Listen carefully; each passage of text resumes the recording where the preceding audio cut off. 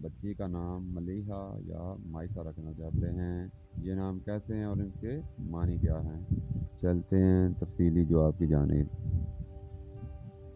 ملیحہ عربی زبان کا لفظ ملا سے ماخوذ ہے، اس کا معنی نمکین ہونا ہے، مجازاً خوبصورتی کے لیے بھی استعمال ہوتا ہے۔ چنانچہ ملیحہ کے معنی ہیں حسین و جمیل، جاذب نظر۔ اس حوالے سے یہ نام رکھنا مناسب اور درست ہوگا۔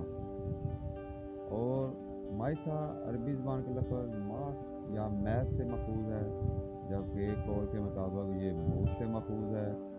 ماس سے ماخوذ ہونے کی صورت میں مائسہ کا معنی ہوگا چغل خوری کرنے والی، میس سے ماخوذ ہونے کی صورت میں مائسہ کا معنی ہوگا تکبر اور گھمنڈ کے ساتھ چلنے والی، جبکہ موس سے ماخوذ ہونے کی صورت میں مائسہ کا معنی ہوگا سر مونڈنے والی۔ تو اس حوالے سے یہ نام مناسب نہیں ہے۔